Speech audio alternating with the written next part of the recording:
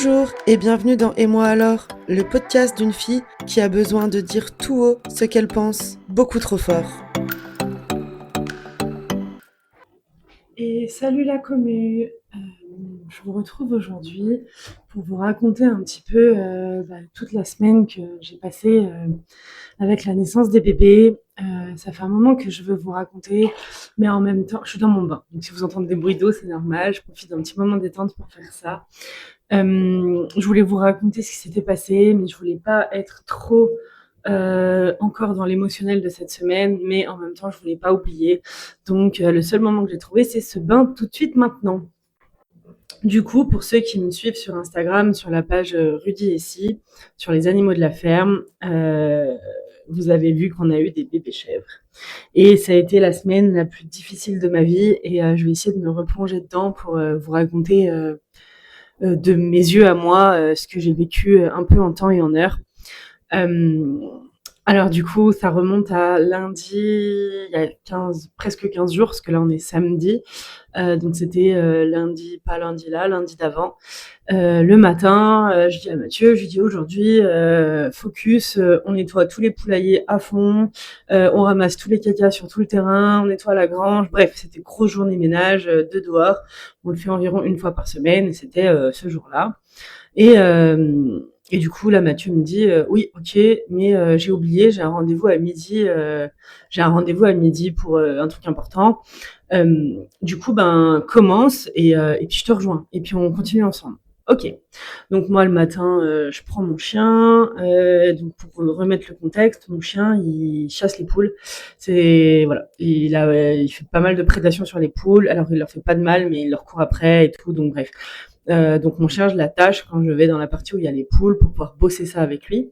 Donc je l'attache avec la longe de 20 mètres accrochée à moi et pour pouvoir nettoyer le poulailler en même temps, etc. Pouvoir gérer le chien, enfin pouvoir tout gérer en même temps. Et puis j'ouvre parce qu'on a 1, 2, 3, 4, 5, nous avons 6 poulaillers pour moins d'une vingtaine de poules. Donc ça fait plein de petits poulaillers à nettoyer. Donc le premier, donc le poulailler rose, on l'appelle ici, j'ouvre l'engrang et tout. Et là j'entends une chèvre qui bêle. Je me retourne et je pensais que c'était Barnabé à la voix. Et puis en fait je vois Barnabé en train de brouter tranquille. Donc c'était pas lui, mais je vois pas Rosie. Donc je l'appelle. Et là, elle se lève et je vois un bébé qui pend derrière. Et là, dans ma tête, ça fait qu'un tour. Euh, Sachant que à ce moment-là, grosse culpabilité en moi, parce que un mois avant, pile un mois, alors ils sont nés le 9, 9 quel mois, mars. Et il y a un mois, un peu plus d'un mois, le 2 février, j'ai fait ma prophylaxie. Donc la prophylaxie, c'est la prise de sang annuelle pour tous les animaux de ferme qui est obligatoire auprès de la Chambre de l'agriculture, tous les animaux de rente. Du coup, c'est voilà obligatoire tous les ans. Le véto vient, il fait une prise de sang à tous les animaux de rente et pour statuer de l'état sanitaire. Et si jamais ils sont positifs à la prophylaxie, donc en fonction des espèces, la maladie testée est différente. S'ils sont positifs, ils sont abattus. Voilà, c'est la joie des animaux de rente, surtout quand c'est pour nous. Donc, nous, c'est du sauvetage, mais du coup, ils sont dans la catégorie compagnie pour nous. Et malgré ça, ils sont quand même abattus. Euh, Après, je suis pas là pour polémiquer. Il y a des bonnes raisons. Contaminer les cheptels. Par exemple, moi, mes voisins, ils font du charolais, la viande charolaise. Donc, voilà, il faudrait pas que mes vaches contaminent les leurs, etc. Après la viande, etc., etc. Bref, on n'est pas du tout là pour parler du fonctionnement de l'agriculture. Et il y a un mois, du coup, quand le vétérinaire vient faire ma prophylaxie, je lui dis est-ce que vous pouvez regarder parce que je trouve que ma chèvre, elle a le, le ventre qui change, elle maigrit, mais en même temps, elle est quand même gonflée. Je sais pas, je trouve que c'est bizarre, c'est différent. Euh, et il la palpe fort. Franchement, il la palpe fort, je le vois faire, je me dis, my God, il va lui faire mal. Il lui rentre la main dans le ventre. Mais vraiment, ce jour-là, je me rappelle, ça m'a choqué, quoi. Et il me dit non, non, je sens rien. Faudrait faire une écho pour être sûr, mais là, de toute façon, vu que je sens rien, ça serait en tout début de gestation. Donc, en gros, il n'y a pas à s'affoler sur l'écho, quoi. Je dis ok. Et puis, les jours passent et tout. Donc, je vous dis, ils sont nés le 9 mars, la semaine juste avant. Je mets une petite story, une petite story de Rosie. Et je dis, putain, elle est vraiment pas belle en ce moment. Elle a le poil piqué. Elle a le ventre gonflé. Elle est maigre. Elle maigrit beaucoup. Je dis, à tous les coups, elle a des verres. Parce que Rosie, du coup, on l'a eu, elle était très très jeune. Elle avait moins d'un mois. Elle avait 3 semaines. Elle a pas eu de colostrum. Enfin bref, elle a vraiment eu un début de vie de merde. Et nous, on a vraiment galéré avec elle quand elle était plus jeune. Donc là, elle a 4 ans. 4 ans. 3 ans et demi, 4 ans. Bref, un truc comme ça. Elle est de 2022. Donc oui, 4 ans. Euh, et, euh, et parce qu'en fait, elle est hyper sensible aux verres. Elle a tout le temps des verres, tout le temps, tout le temps, tout le temps, tout le temps, tout le temps des verres. Donc du coup, c'est quelque chose que j'ai l'habitude avec elle. J'ai arrêté de m'inquiéter. Il y a eu des fois où elle a gonflé du visage, donc ça c'est signe de strombine pulmonaire, je crois. Bref, voilà, il y a plein de caractéristiques. Et le poil piqué, le ventre qui gonfle et l'animal qui maigrit, ça fait très infestation des vers. Donc la semaine d'avant, je me dis bon, bah, de toute façon le veto il a dit qu'elle n'était pas pleine. Et puis dans ma tête, je me dis pas il s'est trompé. Je me dis il a dit qu'elle n'était pas pleine. On, bah, ça fait vert, ça fait vraiment infestation à vert. Donc, bon, bah, en plus, c'est le printemps, donc on va faire une copro la semaine là, dans les jours qui viennent. Et puis, on vermifugera tout le monde. Voilà ce que je me dis. Donc, voilà. Mais par contre, au moment où je vois le bébé qui pend, là, ça fait qu'un tour. Et je me dis que j'aurais dû m'écouter. Parce que même si j'ai essayé de me voiler la face, je vais être très honnête avec vous, hein, là. De toute façon, c'est une zone d'honnêteté. Même si j'ai essayé de me voiler la face, j'ai essayé de me dire, oh, le veto, il a raison. La vérité, au fond de moi, je savais. La vérité, au fond de moi, je savais que ma chèvre, elle avait changé. Je savais qu'il se passait quelque chose, mais j'ai voulu pas y croire. J'aurais préféré que ça soit pas le cas. Du coup, est-ce que, comme j'aurais préféré que ça soit pas le cas, j'ai nié l'évidence. J'en sais rien et honnêtement, on va pas refaire l'histoire. Voilà. Maintenant, ça m'a quand même confirmé qu'il fallait que je fasse plus confiance à mon instinct parce qu'il me trompe quand même assez rarement. Donc du coup, voilà. Bon, bref, du coup, je vois un bébé qui pend. Donc j'ai mon chien attaché à moi avec une longe de 20 mètres, hein, je rappelle. Et là, c'est la panique. Là, honnêtement, je me mets déjà à pleurer, je me mets à crier. J'attrape mon chien sous le bras, je le porte. Pour sortir de la zone où je suis, il y a 3 portails à passer. Donc avec mon chien sous le bras, je détache la longe parce qu'elle s'agrippe dans les herbes. Du coup, ça tire le harnais, ça me tire. Bref, je détache la longe, je jette la longe par terre, je prends mon chien, je me casse, je cours tout ce que je peux. Je le pose à la maison. Je m'excuse à ce moment-là. Je dis, je suis désolée. Je ferme la porte et je pars en courant. Et là, j'ai encore 2 portails à passer pour rejoindre Rosie. J'arrive vers Rosie qui vient à ma rencontre parce que ma chèvre est très très proche de moi. Euh, Elle était très chiante avant, mais on a toujours été très fusionnels. Et je pense qu'à ce moment-là, elle aussi, elle est en panique. Donc, elle vient vers moi et elle a toujours le bébé qui pend. Et en fait, j'arrive vers là où elle était et il y avait un bébé mort par terre qu'elle essayait de lécher, qu'elle nettoyait. Du coup, là, je suis toute seule à la baraque. J'ai Barnabé dans les pattes qui essaye de grimper Rosie alors qu'elle a un bébé qui pend. Et j'ai un bébé mort par terre, un bébé qui respire mais qui est coincé. Et là, c'est très compliqué. Là, de mémoire, je sais même pas dire, je crois que j'ai un peu tout fait en même temps. Je tenais Barnabé par les cornes d'un côté, heureusement qu'il est tout petit et tout léger, parce que du coup, j'arrivais à le maîtriser d'une main juste en attrapant une corne. De l'autre, je l'aide à sortir le bébé, donc j'arrive à pousser Barnabé et à utiliser mes 2 mains. Il y avait un antérieur passé, la tête. Et en fait, j'ai pas eu besoin d'aider beaucoup en vrai. J'ai juste tourné je sais même pas en fait. Honnêtement, c'est à ce moment-là, c'est vraiment l'instinct qui fait. Je suis incapable de vous dire ce que j'ai fait exactement, mais je l'ai aidé. J'ai aidé le bébé à sortir.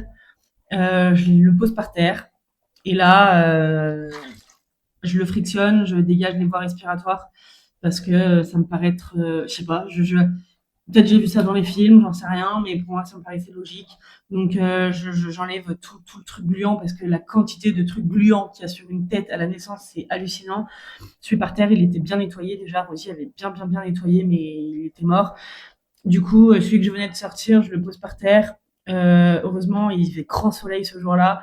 Elle était vers la zone, vers le râtelier, donc il y avait du foin au sol. Donc je le pose dans le foin qui est au soleil, donc qui est quand même plutôt chaud. Et je le frictionne.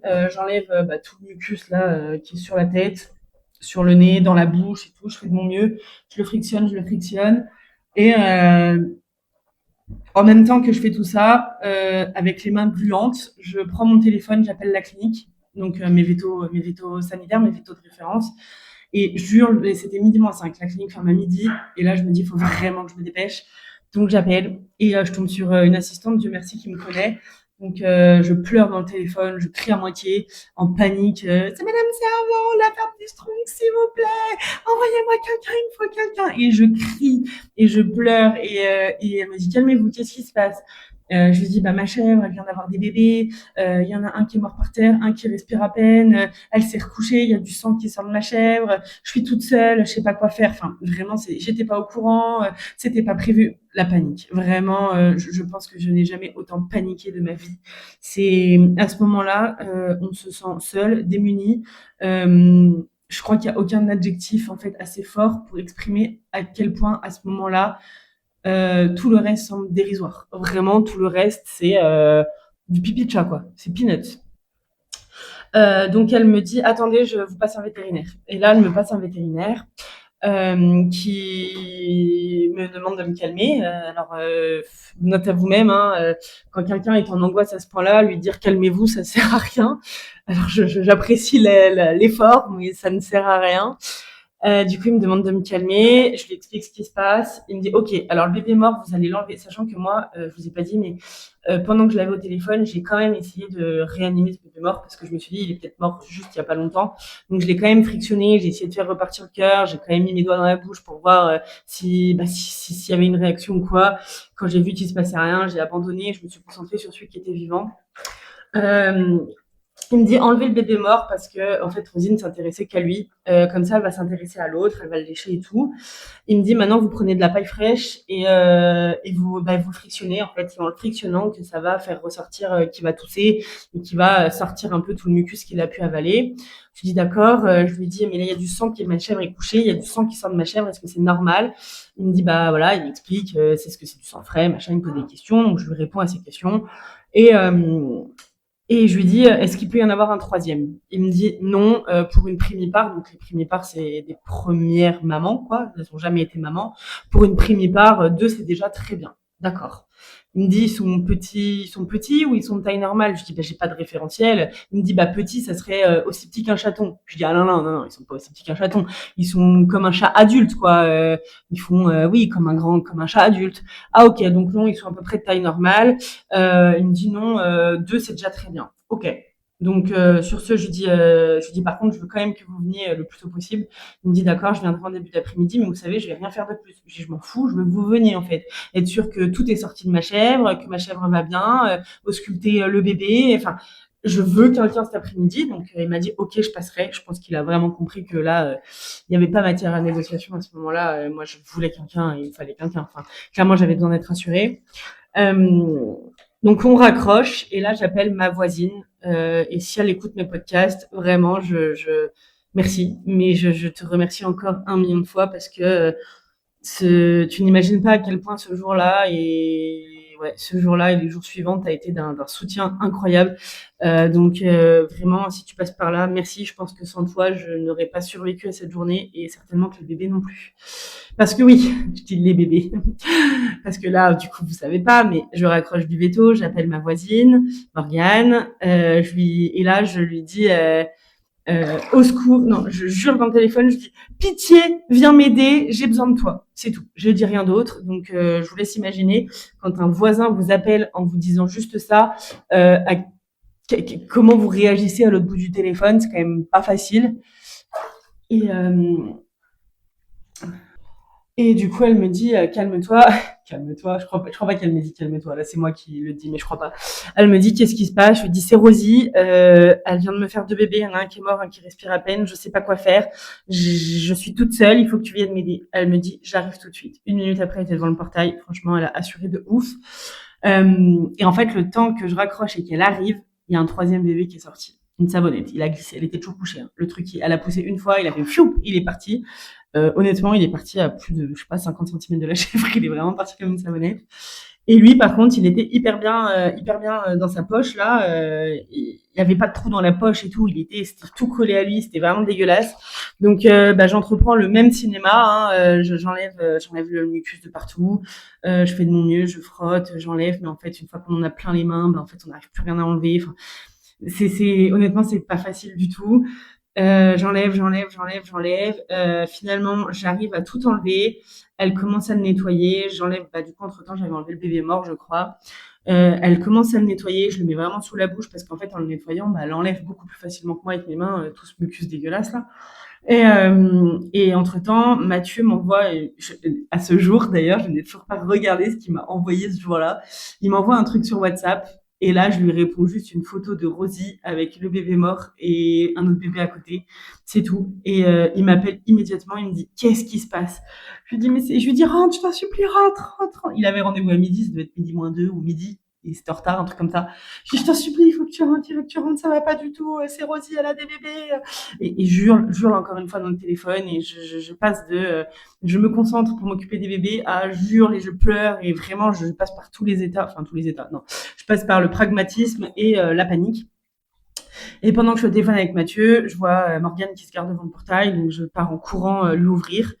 Et du coup, je lui dis un truc du style vas-y, ils sont là-bas, je prépare des bouillottes et j'arrive. Bref, j'en sais plus trop rien de ce que je lui dis. Mais bref, du coup, en fait, elle est allée voir les bébés, on a repris de la paille, on a repris du foin, on les a frictionnés les deux vivants. Le troisième sorti s'est levé tout de suite. Du coup, on l'a mis à la mamelle, il a bu quasiment tout de suite. Honnêtement, mais Rosie voulait pas se relever. Elle était très fatiguée.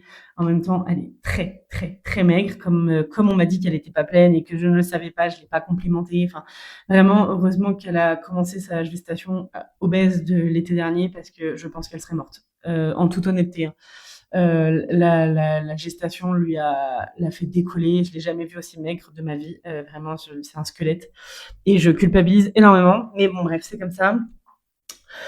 Et du coup, sur ce, Mathieu rentre. Il a annulé son rendez-vous, il rentre. Et là, du coup, s'ensuit. Et entre-temps, j'ai Marion, qui est l'éleveuse de Barnabé, donc qui est notre bouc, qui est resté tout petit, qui n'a pas grandi, qui a pas tout à fait 1 an. Je sais même pas quel âge il a. Peut-être 9 mois, 8 mois, un truc comme ça. Et en fait, je l'appelle et je lui dis là, Marion, j'ai besoin de toi. Je lui explique ce qui se passe. Elle est de très bons conseils à distance. Elle reste à côté de son téléphone. Je lui envoie des photos, je lui envoie des vocaux, je lui pose 1 million de questions. Et honnêtement, Marion, si tu passes par là, encore une fois, je te remercie infiniment pour tout le soutien que tu as été, et les conseils, et vraiment, voilà, merci.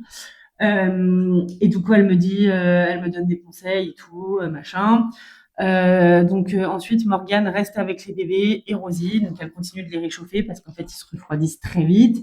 Donc, entre-temps, je lui ai amené des bouillottes, elle les réchauffe, elle les frictionne, elle les stimule pour qu'ils boivent, sachant que celui qui se lève pas, parce que le deuxième qui est resté bloqué ne se levait pas. Et vraiment, à un moment, on a pensé qu'il était vraiment paralysé des pattes arrière, qu'il était resté bloqué trop longtemps, qu'il y avait une lésion sur la colonne, parce qu'il y avait aucune réponse dans les pattes arrière.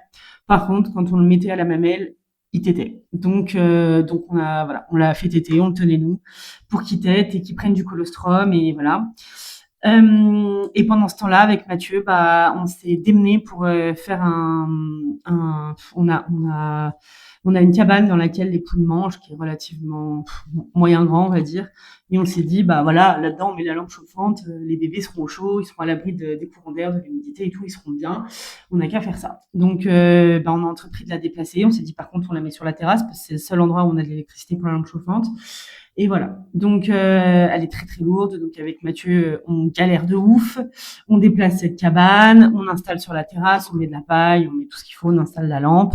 Et suite à ça, on va voir Morgane et on lui dit, allez, go, on déplace tout le monde. Sauf qu'à ce moment-là, on prend un bébé chacun avec Morgane et Rosie ne nous suit pas. Rosie, elle reste là où elle a mis balle, elle les cherche, elle vient pas. Elle les cherche oui et non, parce que je crois qu'elle réalise pas trop à ce moment-là, l'instinct maternel n'était pas hyper flagrant. Par contre, dès qu'on les posait, celui qui tenait debout, en fait, on faisait 1 mètre, on le posait par terre. debout. Du coup, elle venait le lécher. Ensuite, on le reprenait, on faisait 1 mètre, on le posait debout. Et en fait, en faisant ça, on a réussi à l'amener jusqu'à la terrasse. Mais ça n'a pas été facile du tout. Vraiment, ça a été très compliqué. Et puis, elle était épuisée. Donc voilà. À ce moment-là, il faut voir qu'il y a le placenta. Enfin voilà, il y a la délivrance qui arrive. Ça coule de partout. C'est vraiment dégueulasse. On installe les bébés sous la lampe avec les bouillottes pour qu'ils se réchauffent. Et le veto vient à 15 heures à ce moment-là. Donc nous, on traite Rosie, on voit s'il y a du lait, on les met à la mamelle toutes les 2 heures comme on me l'a conseillé. Et le veto vient à 15 heures et jusqu'à 15 heures, ils sont nés à 11 heures. Jusqu'à 15 heures, on a réussi à les faire boire à 11 heures, à peu près 13 heures. Et quand le veto est venu à 15 heures, on a réussi à les faire téter un peu. Il réussit à me mettre le bébé qui tenait pas debout, il réussit à me le faire tenir à peu près sur ses jambes. Donc là, on se dit, ok, la moelle n'est pas impactée, enfin la colonne. Du coup, ça redonne un peu d'espoir. Le veto leur fait plein d'injections, donc une injection multivitamines, en gros, multivitamines minéraux pour bien rebooster tout, pas tout. Il leur fait aussi un complément pour augmenter l'oxygénation du cerveau parce que les bébés qui restent bloqués comme ça peuvent avoir un problème d'oxygénation au niveau du cerveau et du coup, ça peut faire des grosses séquelles au niveau cérébral. Donc, il leur fait ça. À Rosie, pareil, il lui fait une injection de multivitamines parce que, elle est très maigre, très, très maigre. Du coup, il me donne un complément pour Rosie. Rosie lui fait un anti-inflammatoire parce qu'à ce moment-là, elle a encore des spasmes, elle a encore des douleurs, c'est encore compliqué. Il lui enlève tout le placenta. Et il me dit, là, va falloir que le bébé boive toutes les 2 heures. Et en fait, à partir de 15 heures où le veto part, les bébés sont à moitié morts. C'est-à-dire qu'ils réagissent plus, ils dorment, mais ils dorment les yeux ouverts. Donc déjà, c'est hyper flippant. Ils respirent très vite. Ils ne tiennent plus du tout sur leurs pattes. Ils veulent plus téter. Ils n'ont plus aucun réflexe de succion. Et là, on se dit, ok, c'est pas gagné du tout. C'est la merde. Et pareil, je vous en ai pas du tout parlé, mais il y a quelques semaines, en promenant mon chien, j'ai rencontré un magnétiseur en qui j'ai toute confiance parce que depuis, il a bossé sur Tuki, mais je vous ferai un épisode là-dessus. Il a bossé sur Luna, je vous partagerai vraiment ça dans un autre épisode. Mais bref, j'ai eu vraiment des gros changements sur les deux poneys. Que ce soit physique ou comportemental. Et du coup, j'ai pleinement confiance en ce qu'il fait. Je le trouve incroyable. Et du coup, je l'appelle un peu à la rescousse. Je lui dis, Juan, j'ai besoin d'aide. Ma chef vient de faire 3 bébés. Il y en a un qui est mort, il y en a 2 qui sont là. Ça va pas du tout. Ils veulent pas téter, ils tiennent plus debout. Là, j'ai besoin de magie en fait. Là, le veto est venu. Je sais plus quoi faire. Et à ce moment-là, donc là, on faut voir, c'est à peu près 17 heures quand j'appelle. Et il me dit, ok, envoyez-moi votre adresse, je prends ma voiture, j'arrive. Parce que les autres animaux, il les avait fait à distance. Et là, il me dit, je prends ma voiture, j'arrive. Sachant qu'il a 35 minutes de route. Vraiment, encore une fois, lui, je pense pas qu'il passe par là, mais vraiment un grand merci à lui parce que incroyable qu'il fasse la route. Sachant que à ce moment-là, moi j'étais partie à Gamme Vert acheter un biberon, une lampe chauffante plus puissante et je sais plus une pierre à sel pour Rosie parce que du coup elle est là où elle est maintenant, elle a pas accès à la pierre à sel qu'ils avaient dans leur enclos. Je sais plus, là-bas à manger pour Rosie. Bref, je suis partie vraiment vite fait pendant que Mathieu surveillait les bébés et aussi la difficulté, c'était qu'à ce moment-là, Rosie ne me faisait pas attention. C'est-à-dire que ça l'intriguait, elle allait renifler, elle allait voir, mais elle leur marchait dessus, elle a failli se coucher dessus si on n'était pas à côté. Donc à ce moment-là, il faut pas la laisser seule avec ses bébés, elle va les tuer sans faire exprès. Hein. Mais du coup, à ce moment-là, c'était aussi la difficulté. Donc pendant que j'allais faire ça, Mathieu devait rester à la maison.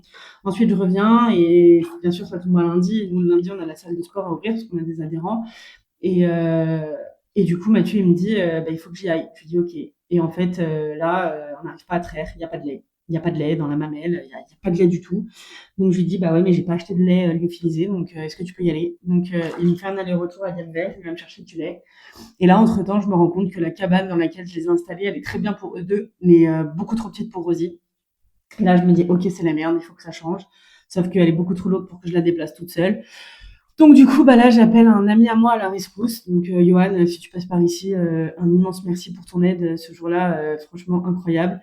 Il vient, pareil, 40 minutes de route, un truc comme ça. Il vient pour m'aider à déplacer ça, à m'aider à mettre une bâche pour fermer la terrasse pour que il y ait pas de courant d'air, voilà, que s'il pleut, ça chasse pas et garder à peu près la chaleur de la terrasse.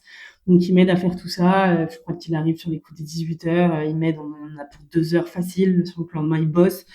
Donc vraiment un grand merci à lui d'être venu m'aider. Donc on installe tout ça, on installe les bébés et là, le magnétiseur repart, Johan part et je me retrouve toute seule avec les bébés. Et je vous ai pas parlé de mon chien dans là-dedans, mais mon chien n'est pas sorti de la maison de la journée, donc il a fait ses besoins dans la maison. Ça a été hyper anxiogène pour lui, mais honnêtement, il n'y avait aucune fenêtre de tir pour le laisser sortir parce qu'il y avait les bébés sur la terrasse. Enfin, je culpabilise beaucoup de la gestion de mon chien sur cette semaine-là, mais en fait, il y a un moment, on peut pas se diviser. Enfin, c'était très compliqué. J'espère que vous serez pas dans le jugement parce que vraiment, ça a été ultra compliqué. À l'heure où je vous parle, du coup, c'était 20h. Je n'avais toujours pas mangé, pas bu, et je m'étais pas assise ou quoi que ce soit. Voilà, faut bien penser que depuis 7h le matin, j'avais été à branle-bas le combat, à aller à droite, à gauche, à porter des trucs lourds, à les déplacer, à être dans le stress, faire crise d'angoisse sur crise d'angoisse. Ça a été vraiment très dur. Et du coup, je m'installe avec eux dehors, donc dans la paille, avec eux à côté, pour surveiller que Rosie les écrase pas. Et je mets un réveil toutes les 2 heures pour les faire téter toutes les 2 heures. Et, euh, et j'y arrive. Voilà. Cette nuit-là, je ne dors pas. J'ai toujours pas mangé à ce moment-là. Je ne dors pas de la nuit. Toutes les 2 heures, j'ai même pas besoin de réveil parce qu'en fait, en fait, je dors pas, donc je vois l'heure. Je joue sur mon téléphone en attendant, je surveille la respiration, machin. Et en fait, Rosie reste très peu avec nous. Elle va faire sa vie, elle va brouter, elle va se reposer ailleurs, mais elle reste très peu avec nous.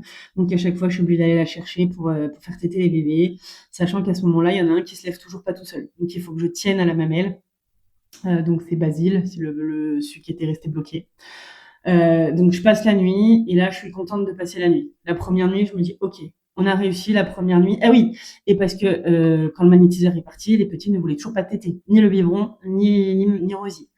Donc, ils n'avaient pas tété depuis 15h, c'était 20h. Et là, moi, ça commence à me stresser parce qu'on m'a dit qu'il fallait qu'ils tètent toutes les 2 heures. Et en fait, quand Mathieu est rentré du sport vers 22h, je lui dis écoute, tiens-moi Rosie, parce qu'à ce moment-là, Rosie ne se laissait pas téter non plus. Tiens-moi Rosie, je vais essayer. Et en fait, à ce moment-là, magie, les bébés têtent. Et là, je me dis ok, bon, pas le biberon, mais ils têtent la mamelle. Et je me dis ok, l'espoir renaît à ce moment-là. Donc, toutes les 2 heures, j'arrive à les faire téter, plus ou moins. Sachant que je les ai pas pesés à la naissance parce qu'en fait, à ce moment-là, on a autre chose à penser. Et arrive le matin, je réussis à me débrouiller toute seule la nuit. Je crois, pas réveillé Mathieu ou juste il m'a aidé jusqu'à à peu près minuit, 2 heures du matin. Puis après, il a dormi, mais peu. Il a dormi peut-être 4-5 heures. Et le matin, c'est pas lui, il devait gérer le chien dedans, ce qui n'était pas facile non plus. Et du coup, le matin, il vient me voir, il me dit comment ça va. Je dis écoute, ils sont toujours vivants. Euh, et, et du coup, la journée d'après ressemble à celle d'avant. Est-ce que j'ai eu des vétos ce jour-là ou est-ce que c'était le mercredi? Je me rappelle même plus. Je crois que c'était le mercredi. Oui, c'est ça. Le mardi, je passe la journée voilà, avec eux. J'arrive à m'éloigner 1 heure ou deux parce que je vois que soit Rosie elle est pas avec eux, donc du coup ça risque rien quand ils sont pas en train de téter, ils dorment sous la lampe. Soit je vois qu'elle commence à y faire un peu plus attention. En fait, elle a commencé à y faire un peu plus attention quand elle a vu que je restais à côté. Elle m'a fait confiance, voilà. Vraiment quand elle a vu que moi je m'en occupais, elle s'y intéressait. Elle a fait l'effort, elle les a léchés, elle a repris, mais en même temps, la première journée, il y avait tout le temps des humains, il y avait tout le temps du monde. C'était hyper stressant, l'environnement était vraiment anxiogène. Donc c'est dans la nuit qu'elle a commencé à venir s'en occuper un peu avec moi. Et honnêtement, le lien qui n'a pas bougé entre elle et moi, malgré le fait que je l'ai éloignée de la maison, parce qu'avant, elle vivait sur la terrasse. Après, on a mis une clôture parce qu'avoir une terrasse tout le temps avec du caca, enfin, franchement, c'est trop chiant. Donc, on l'a éloignée. Maintenant, elle est dans la cabane avec Barnabé, etc. Ça a rien cassé, en fait. On pourrait croire, mais en fait, quand le lien, il est solide, il est solide.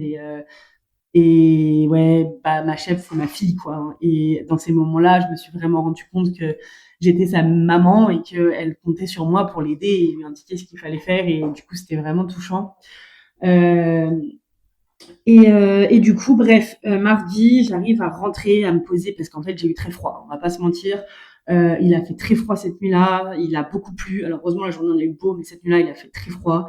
Il a beaucoup plu, donc les bébés avaient les bouillottes plus la lampe chauffante.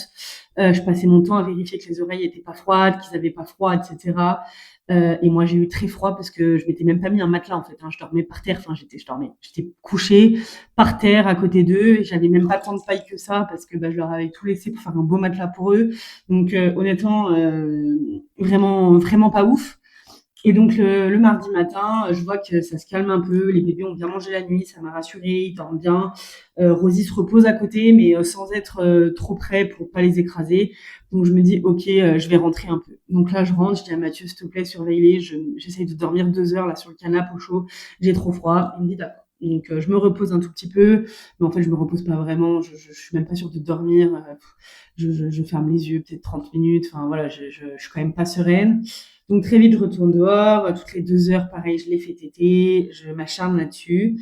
Et en fait, je fais des erreurs cette première nuit et cette première journée parce que là où j'étais installée avec les bébés, pour moi, c'était plus simple de les positionner à la mamelle de droite parce que c'était le côté où j'étais. Sinon, il fallait que je me lève, que je fasse le tour et tout, c'était plus chiant. Donc, j'ai beaucoup sollicité la mamelle de droite tout en ne m'occupant pas de la mamelle de gauche. Et au final, je me rends vite compte que la mamelle de gauche, elle donne pas de lait. Et là, je me dis, putain, j'ai fait une boulette.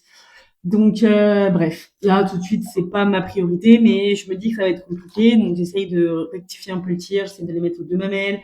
Mais Rosie me laisse pas trop faire. Je vois qu'elle a un peu mal. Je vois que quand moi j'essaye de traire, elle veut pas. Sachant que à ce moment-là, elle avait un truc à prendre dans la bouche matin et soir, donc il fallait qu'on l'attrape. En même temps, les complémenter. Bref.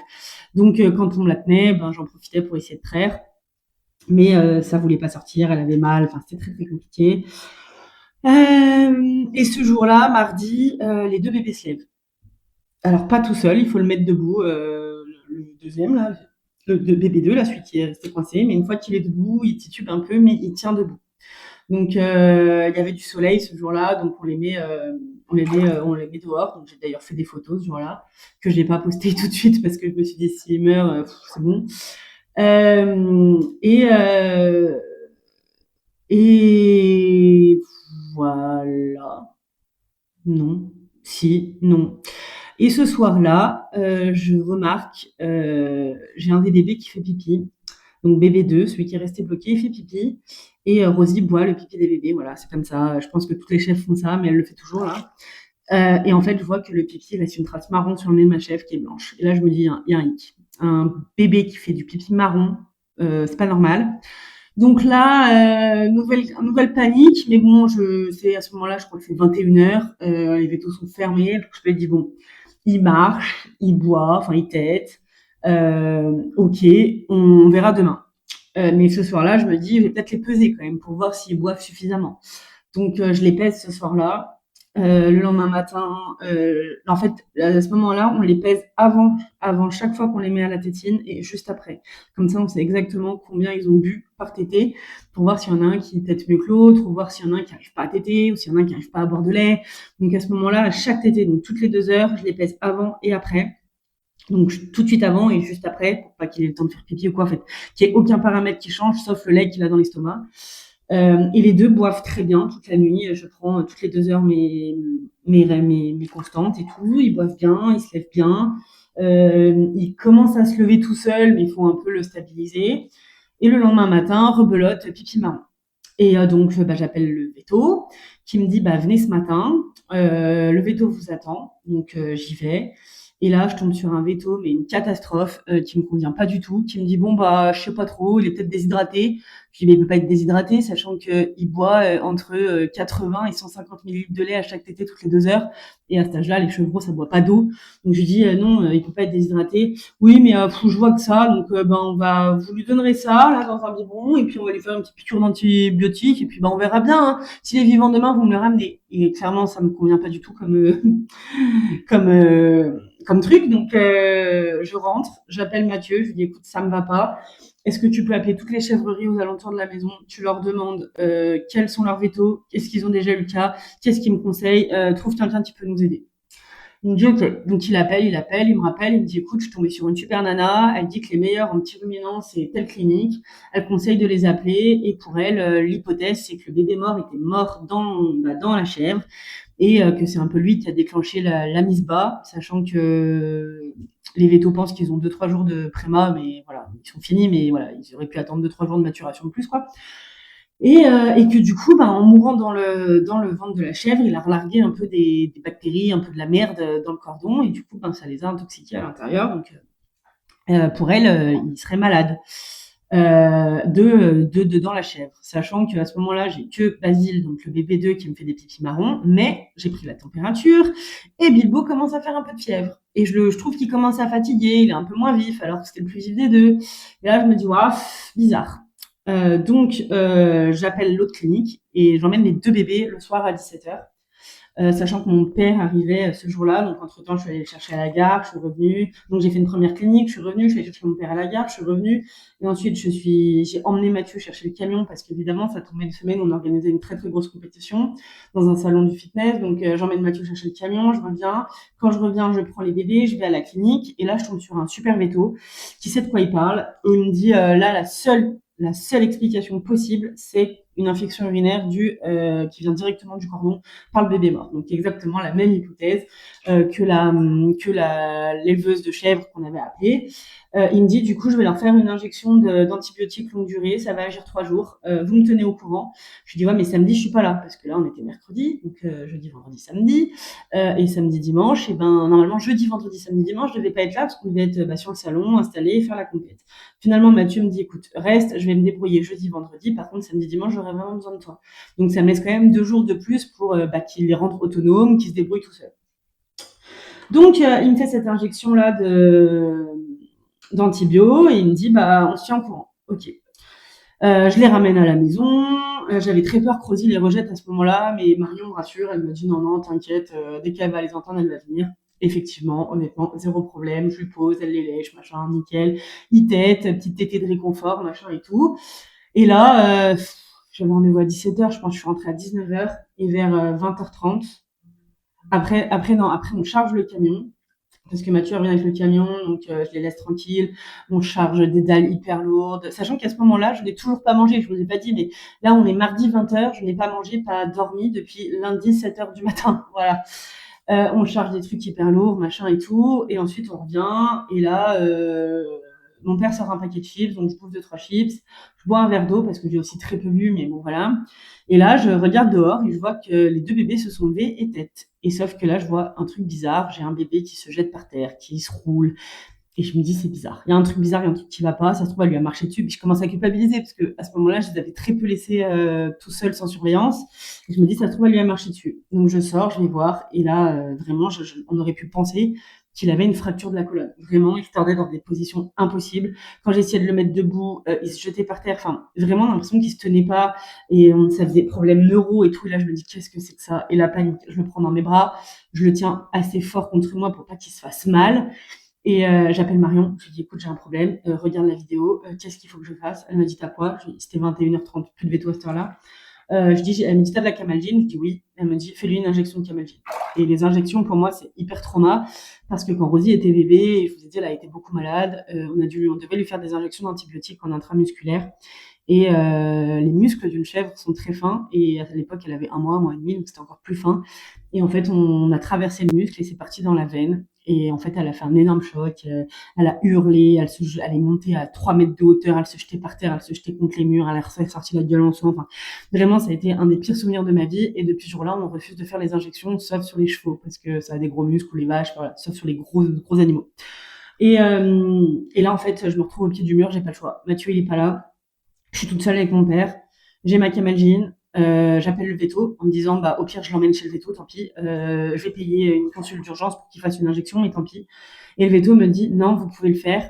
Il me dit de toute façon la Camalgine, que ce soit en n'importe quel, en sous-cut, en machin, en intraveineux, machin, ça fait pas de mal, c'est bon dans n'importe quel cas, donc faites-le. Et du coup, je fais mon injection de Camalgine. Je lui dis ça va agir en combien de temps? Il me dit dans 20 minutes déjà, il devrait se calmer. 20 minutes après, effectivement, il n'y a plus de spasme, il n'y a plus de douleur, il arrête de se tortiller et là, il est très faible. très, très faible parce qu'en vrai, ça doit faire, bien une demi-heure qu'il hurle de douleur et voilà, c'est insoutenable. Vraiment, la vision était horrible. Donc là, je le remets pas dehors. Je le remets pas avec Rosie. Je le mets dans un, tu sais, les coussins donuts là pour chat. Je le mets là-dedans. Je le fous dans mon bureau à côté du chauffage. Et je me dis, écoute, on va surveiller. Je mets une caméra et de temps en temps, je vais voir s'il respire toujours et tout. Bon, il respire. Le soir, Mathieu, il me dit, il faut que tu dormes. Donc ce soir-là, Mathieu ramène des pizzas, je crois, ce soir-là d'ailleurs, il me semble. Bref, je mange un quart de pizza, un truc comme ça, parce que quand ça fait 3 jours, là on est mercredi, quand ça fait 3 jours qu'on n'a pas mangé, euh, compliqué. Donc là, je mange un tout petit bout de pizza. Il me dit là, il faut vraiment que tu dormes.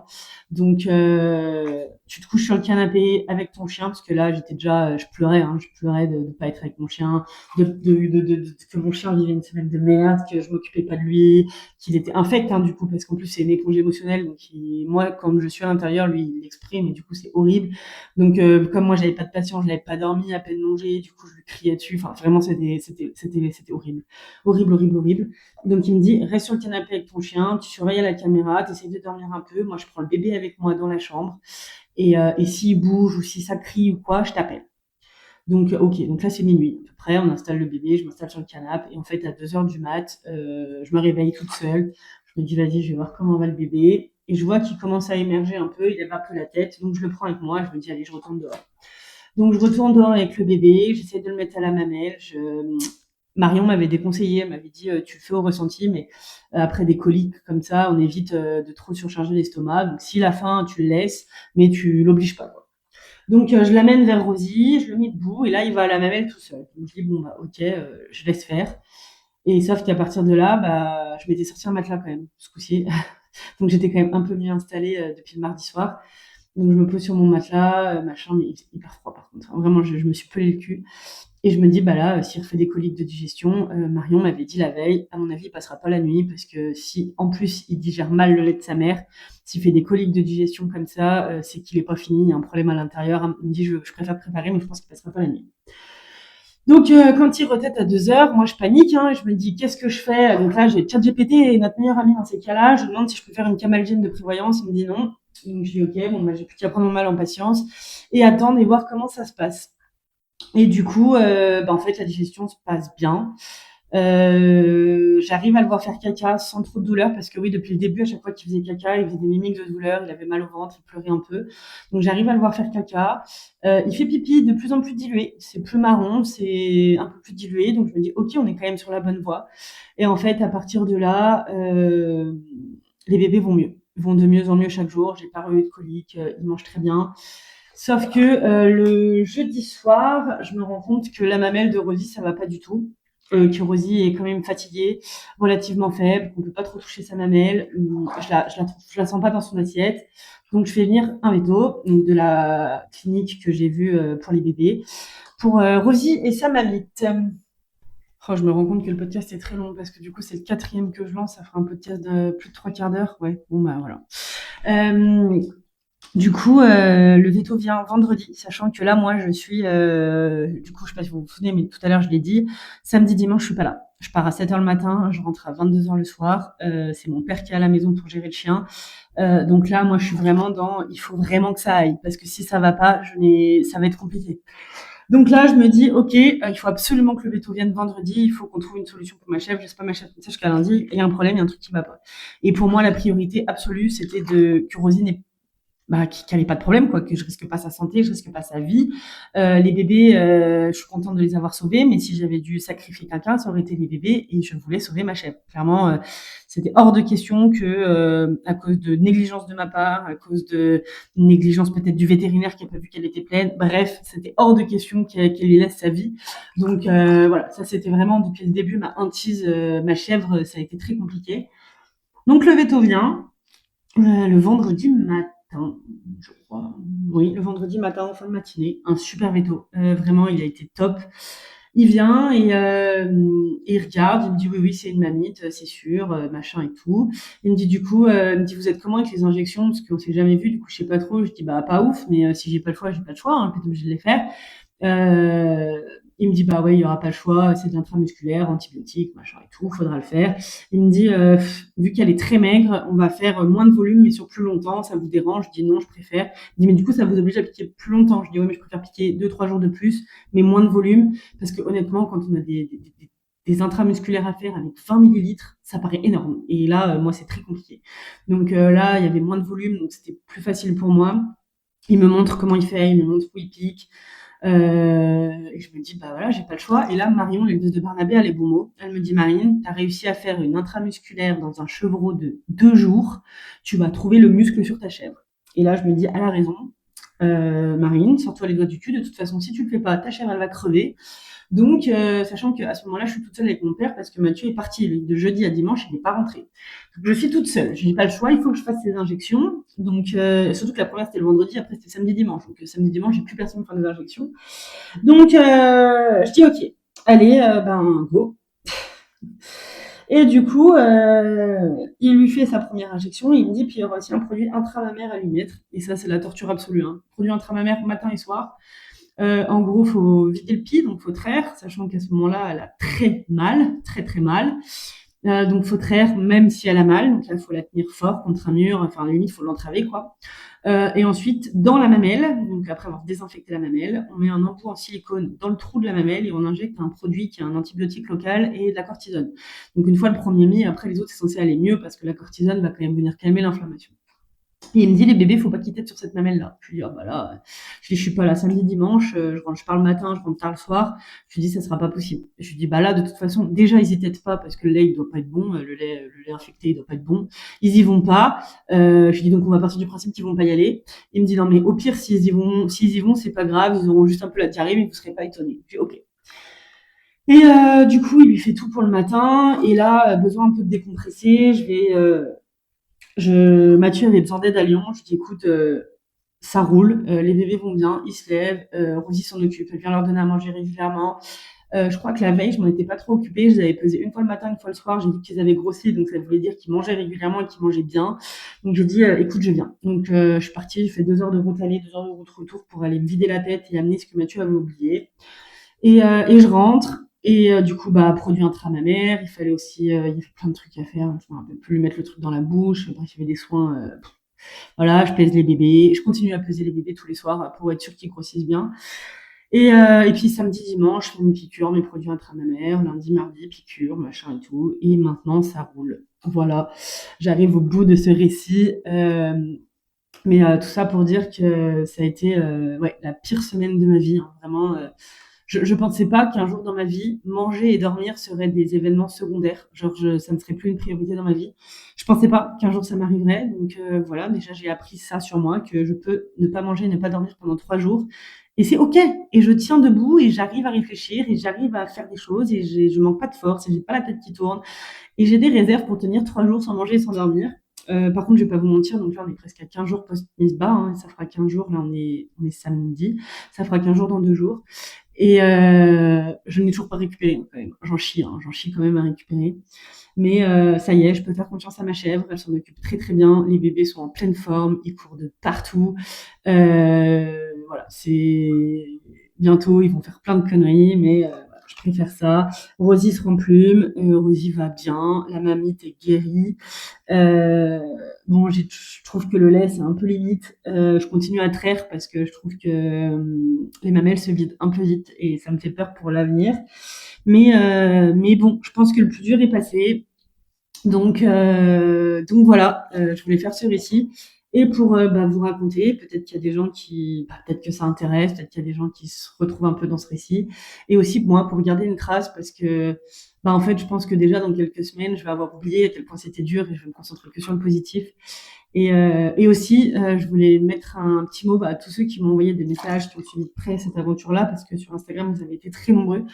Je sais que vous pensiez toujours à bien en vous disant ah, c'est trop mignon, c'est trop mignon. Mais en fait, je vous assure, alors c'est pas du tout culpabilisant ce que je vais dire, mais mon ressenti dans ces cas-là, c'est putain, mais venez vivre ce que je suis en train de vivre à ma place et vous verrez si c'est mignon. Parce qu'en fait, moi, à ce moment-là, c'est pas mignon. Moi, à ce moment-là, c'est l'enfer. Voilà. Vraiment, il n'y a pas de mots assez forts pour exprimer à quel point j'ai vécu une semaine de l'enfer. C'était le chaos, ouais, j'ai pas les mots en fait pour exprimer. J'y réfléchis, hein, j'y réfléchis depuis presque 15 jours et j'ai rien qui me vient pour exprimer à quel point c'était difficile. Donc, euh, donc voilà, j'ai passé ma phobie des piqûres, j'ai réussi à faire les piqûres, je les ai toutes réussies. Bref, voilà, j'en sors plus forte, j'en sors avec des belles leçons, avec plein d'enseignements, j'ai appris plein de choses. J'ai réussi, on a réussi, les bébés sont en pleine forme, Rosie va bien. Mon petit chien recommence à devenir lui-même parce que mon papa s'en est occupé et après la semaine qu'on a passée, plus le fait que ce soit mon papa qui le gère quand j'étais au salon, etc., j'ai récupéré mon chien un peu. J'ai pas un chien très facile, contrairement à ce qu'on pourrait croire. J'ai un chien très sensible et qui se perturbe quand même d'un pas grand-chose, mais je pense que ça vient un peu de la race. J'ai pas aimé comment j'ai retrouvé mon chien lundi après le salon. J'ai pas aimé, il était sur les dents, il était sur les nerfs, j'ai pas aimé les images que j'ai vues à la caméra. Bref, ça a été très difficile pour moi, j'ai beaucoup culpabilisé là-dessus. Et là, ça y est, là, ça va faire une semaine du coup que je me réoccupe beaucoup de lui, où on reprend notre routine, on fait les balades, etc. Et je recommence à retrouver mon chien qui sait se poser, qui sait se calmer, qui ne frustre pas, qui revient au rappel, parce que en fait aussi, ça je vous ai pas dit, mais avec Rosie sur la terrasse et ses bébés, sortir le chien dans la cour, ça devient très compliqué parce que Rosie l'attaque, elle protège ses bébés. Donc quand je suis là ou quand Mathieu est là, elle nous fait confiance et c'est ok, voilà, elle sait qu'on gère et on arrive à lui dire stop. Par contre, je pense que mon père ne pouvait pas et du coup, il a beaucoup porté le chien pour pouvoir rentrer et sortir. Petit Molosse détestait de porter, donc résultat, j'ai eu mon chien qui venait pas au rappel parce que je pense qu'il avait peur d'être porté. Donc ça y est, tous les traumas un peu de cette semaine-là commencent à s'estomper. Tout commence à être derrière nous, on commence à retrouver un peu une vie un peu plus libre et un peu plus tranquille.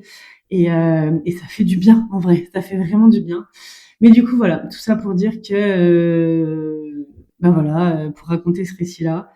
Du coup, les bébés s'appellent Bilbo et Basile. Basile, qui est le bébé qui était resté coincé. Bilbo, c'est le dernier. Le bébé qui est mort, il était très beau. C'est celui qui avait le plus de couleurs, qui était le plus typé alpin, comme Barnabé. On l'a enterré. On l'a enterré dans le pré. Et voilà. Et voilà. Je pense que d'ici un mois, hein, les bébés sont quasiment aussi grands que Barnabé, parce que vraiment véridique, Barnabé est vraiment pas grand. Et d'ailleurs, Barnabé a été castré aussi depuis, évidemment. On attendait à la base qu'il grandisse, mais bon, tant pis, il restera petit. Il a été castré lundi. Donc là, il y en est quoi? On est samedi, il a été castré il y a 5 jours, 6 jours. Donc voilà pour les petites histoires. C'était une story time un peu longue, mais je pense que c'était nécessaire. De toute façon, je vois pas comment j'aurais pu faire plus court. Ce qui me conforte de dire que faire des réels sur Instagram va être très compliqué, mais je vais quand même essayer. Et je vous souhaite à tous une bonne journée, bonne soirée, un bon tout ce que vous voulez. Bisous, à la prochaine!